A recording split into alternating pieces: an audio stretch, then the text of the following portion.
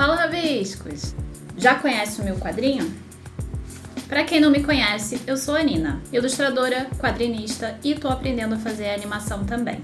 Depois de assistir esse vídeo aqui, aproveita e dá um pulinho nas minhas animações, tá tudo organizadinho na playlist do canal. Eu comecei a desenhar histórias em quadrinhos quando eu tinha uns 11 anos. O meu interesse em ver as minhas histórias em uma revista de verdade, e não num monte de folhas soltas ou nos cadernos, me levou a aprender como fazer fanzines. Fanzines são publicações amadoras em formato de revista, feitos de maneira mais artesanal. Esse assunto dá um outro vídeo, então a gente não vai pegar essa curva agora. Ao invés disso, vamos ver o passo a passo que eu fiz para chegar ao quadrinho impresso.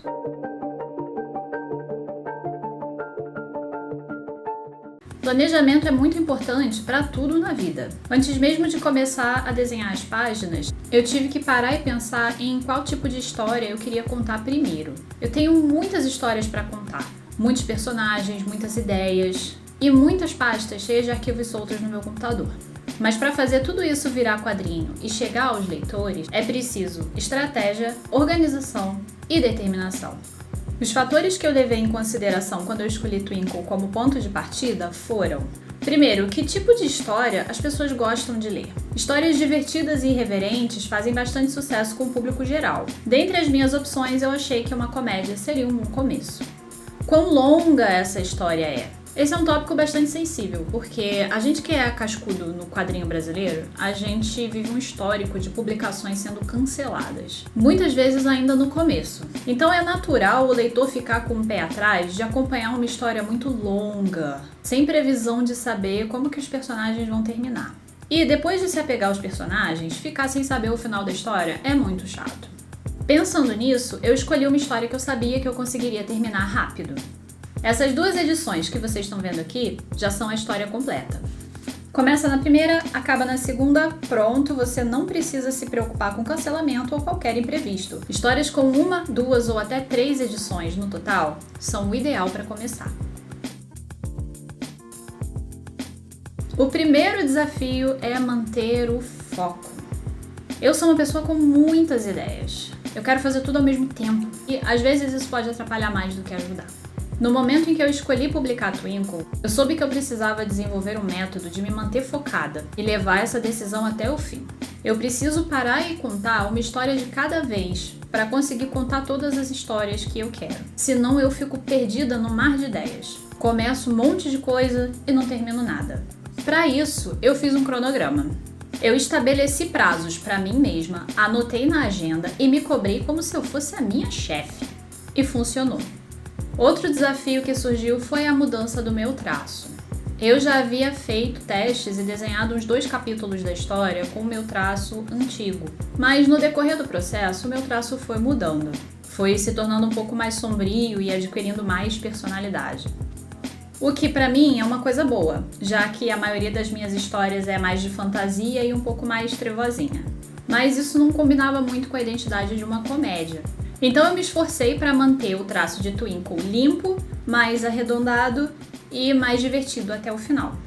Essa mudança de traço vai ficar muito perceptível ao comparar com o meu próximo quadrinho, Lune, que eu estou desenhando agora e será publicado em breve. Terminei de desenhar a minha história, e agora? Agora vem a parte burocrática e chata que ninguém quer fazer. A ordem na qual essas coisas são feitas não precisa ser necessariamente a mesma, mas foi assim que eu fiz. Primeiro, eu procurei uma gráfica que fizesse impressão de revistas com miolo em preto e branco e capa colorida, como um mangazinho. Não é exatamente fácil de achar, mas eu encontrei uma gráfica online que tinha no seu catálogo de produtos uma revista de 64 páginas com especificações parecidas às que eu queria. Sabendo que eu precisava preencher 64 páginas, dividi os capítulos da história do melhor jeito possível e vi que isso dava 2 edições. Então, eu desenhei capas para essas 2 edições. Eu quis que elas tivessem um padrão de estilo, então eu alternei os personagens em poses dinâmicas, dando espaço para os 2 brilharem, cada um a seu jeito. O miolo, como a gente chama a parte de dentro da revista, não estava completando o total de páginas necessário, então eu criei conteúdo extra para preencher essas páginas. Ter extras também é bom porque os leitores gostam de ter mais conteúdo além da história principal. Com a contagem correta de páginas, eu baixei o gabarito da gráfica e fui adequando as páginas ao formato da gráfica online. Nesse caso, isso só foi necessário porque eu optei por uma gráfica online com um produto pré-definido. Se você escolher uma gráfica tradicional, o processo é diferente. Você conversa com o representante, explica o seu projeto e vê se é possível fazer no formato que você quer. Em geral, o formato é decidido antes de o artista começar a desenhar as páginas, justamente para não precisar redimensionar as páginas ou acabar com alguma distorção. Mas Nina, por que você escolheu o raio da gráfica online se era melhor do outro jeito? Eu escolhi a gráfica online porque eles permitem fazer quantidades menores por um preço acessível. Geralmente, quando você encomenda em gráficas tradicionais, é preciso fazer uma tiragem maior. Quanto maior a tiragem, mais barato fica o preço da unidade para você. No caso da gráfica online, essa diferença ficou na casa dos centavos e eu pude fazer uma tiragem pequena para testar a aceitação do quadrinho sem precisar investir alto por isso. Serviço de gráfica online costuma ser muito prático, mas também é muito engessado. E o ponto baixo é, sem dúvida, o atendimento. E é aí que a minha história complica. Como eu queria fazer um teste, eu encomendei um único exemplar, esse aqui. Ele tem algumas diferenças em relação à versão final, sendo a principal o registro na CBL. Depois eu vou explicar a parte do registro com calma, para não interromper a história da gráfica. Como o arquivo foi aprovado de primeira e chegou direitinho na minha casa, pensei, agora eu posso fazer a encomenda de uma quantidade maior. E qual foi a minha surpresa ao ver que o arquivo foi recusado? A gráfica em questão faz atendimento por WhatsApp, e foi aí que começou o meu inferno astral. Primeiro, a atendente já começou me chamando de Mari, e eu odeio ser chamada de Mari. Fui informada que o meu arquivo estava com páginas vazando para fora da margem. A página em questão é essa aqui, que é intencionalmente uma sangria. Para quem não conhece o termo técnico, sangria significa vazar elementos visuais da página para a borda, de propósito, mas sem deixar elementos importantes como o texto, por exemplo, passarem da margem de segurança. Como você pode ver aqui, é só cenário e retícula mesmo. Eu pedi, por gentileza, para ela não me chamar de Mari e informei a ela que eu havia feito naquela mesma gráfica um pedido anterior do mesmo material e anexei fotos da edição que eu tinha recebido antes, explicando que eles mesmos fizeram a impressão desse mesmo jeito e como que agora eu não podia mais fazer. Parece que ela não leu uma palavra do que eu escrevi, porque ela respondeu: Mari, a nossa impressora é diferente da sua. Temos impressão diferente. Eu nem tenho impressora! Eu faço tudo em gráfica, eu odeio impressora.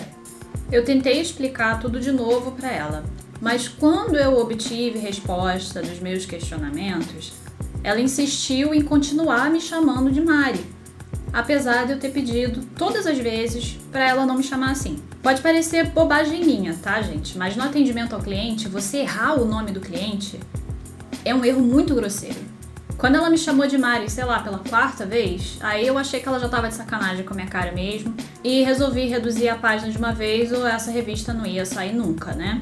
A meu ver, o principal problema de atendimento de gráfico online é que você fala com uma pessoa aleatória que só sabe dar resposta pronta. Se eu pudesse falar com o responsável pela impressão e explicar para ele o que eu queria, tudo teria se resolvido e eu não teria passado essa dor de cabeça. Então, na nova versão, a página veio assim, que para mim não é o ideal, mas ninguém repara se eu não falar sobre isso. Quer dizer, agora que eu falei, todo mundo vai reparar, né? Parabéns, Nina! Quando chegou o momento de fazer a segunda e última edição, eu optei por fazer na mesma gráfica para manter o padrão. Na minha cabeça, não faz muito sentido você adquirir uma revista de um jeito e aí depois a outra edição vir num formato ou com material diferente. É uma coleção, né? Tem que estar padronizado. Vindo da experiência anterior, eu tomei todo o cuidado para que nenhum elemento passasse da margem. E eu achei que estava tudo bem. Não estava. O arquivo foi recusado. Traumatizada com o atendimento por WhatsApp, eu recorri dessa vez ao Instagram. Fiz um post aberto nos stories reclamando e marquei a gráfica. Outra mocinha me atendeu e essa já chegou me chamando de Ana. Eu não sei de onde ela tirou Ana, mas pelo menos não me chamou de Mari.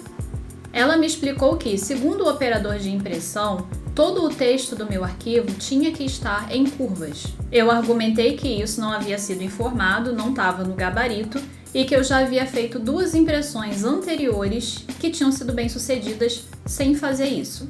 A moça insistiu que não tinha como fazer a impressão assim, mas ela ofereceu a solução de que o designer deles fizesse uma correção no meu arquivo.